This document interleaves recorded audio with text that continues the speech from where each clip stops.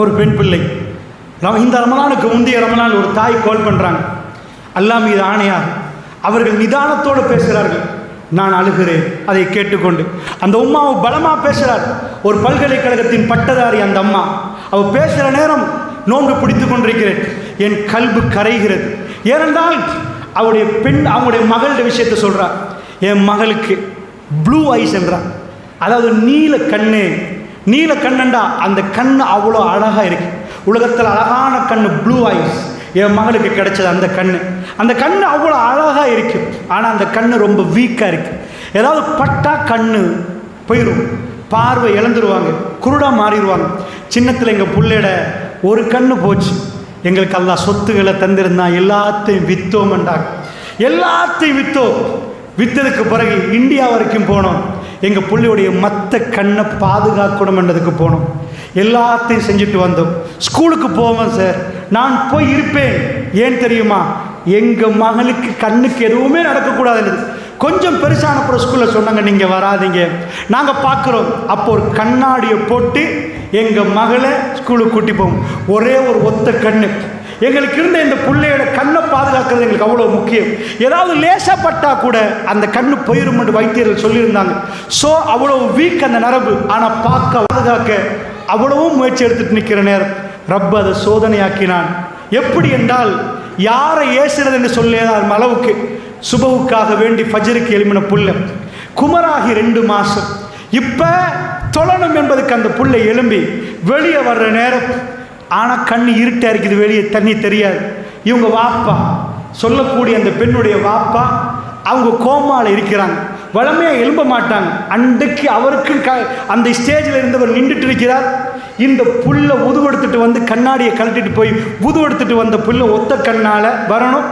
வீட்டுக்குள்ளே உள்ள இடத்துல வாப்பாட்டு இந்த பெண்ணுடைய வாப்பாட்டை போய் முட்டிட்டான். முட்டினவுக்கு சரியாக கண்ணு படுவது, அந்த கண்ணும் போகுது. ஸோ அந்த கண்ணுக்கு எல்லா இடத்துலையும் போய் பார்த்துட்டாங்க. அந்த கண் இதாச்சு. இந்த கதையை கேட்குற நான் என் கல்வியில் ஒரு முடிவெடுக்கிறேன். பல பேருக்கு அடிக்கிறேன், இந்த கண்ணை எங்கேயாவது கொண்டு போய் செய்யலாமா?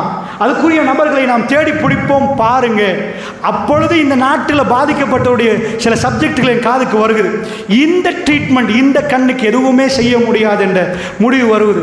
அந்த அம்மா என்ன இவ்வளோ நேரமாக எதுக்கு பேசினாங்க? சல்லி கேட்டாங்களா? ட்ரீட்மெண்ட் வேணுமெண்டாங்களா? நான் உங்கள் பயானை நிறைய கேட்குறேன். என் மகள் சில கேள்விகள் என்கிட்ட கேட்குறா. நான் நிறைய சொல்லி கொடுக்குறேன். அல்லாஹ் கைவிட மாட்டான்னு சொல்கிறேன். நான் அதுதான் என்னை அள வைத்தது. ஒரு பெண்ணுக்கு இவ்வளோ பெரிய உறுதி அல்லாஹ் ரப்புல் இஸ்ஸத் கொடுத்திருக்கிறான். அல்லாஹ் கைவிட மாட்டேன். ஒரு வார்த்தை ரப்பை திட்டவில்லை. நீங்கள் கொஞ்சம் ஆறுதல் சொல்லுவீங்களான்னு கேட்டா.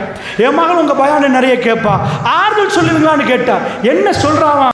உடுப்பு வாங்க போவோம் வாங்கன்னு கேட்டா, எனக்கு கலரே தெரியாதேம்மா, எதை உடுத்து எப்படி அழகு பார்க்கறது, நான் எப்படின்னு தெரியும். வாங்கம்மா சாட்சி வீட்டுக்கு போவோம்டா, எனக்கு சாட்சியும் விளங்காது வீடும் விளங்காதேம்மா, எப்படிம்மா நான் வர்றது, எனக்கு எதுவுமே தெரியாது, நான் வீட்டில் இருக்கிறேன்றாங்க.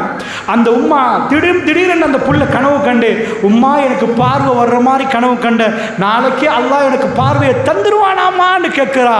நான் நிறைய சொல்றேன் என் மகளுக்கு, எது நடந்தாலும் மகன் இன்ஷா அல்லாஹ் உங்க பக்கத்தில் உம்மா இருப்பம்மா, நான் உங்களோட நிற்பேன். இது என்ன அவங்க பேசிட்டே போறாங்க.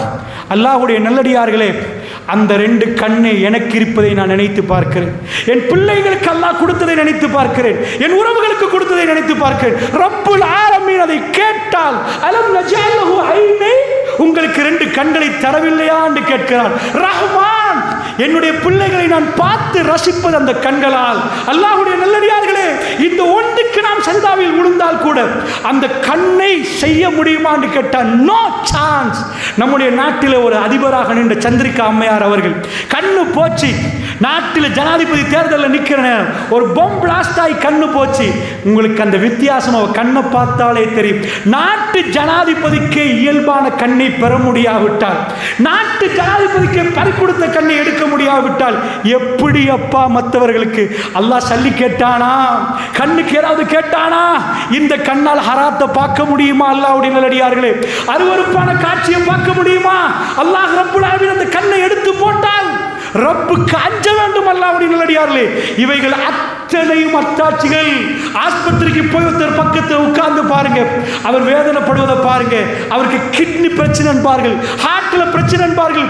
அல்லாஹ் உங்களையும் என்னை சுகதேகியாக வைத்திருக்கிறானே, அப்பொழுது அன்றைக்கு அல்ஹம்துலில்லாஹ் அர் ரஹ்மானிர் ரஹீம் என்ற வார்த்தை நமக்கு வரும். அல்லாஹ்வுடைய இல்லையாரு அரபியிலே அர் ரஹ்மானிர் ரஹீம் என்ற வார்த்தை அவருடைய உணர்வை புரிந்து கொண்டால் நாம் அழுவோம் சில பொழுதுகளில்.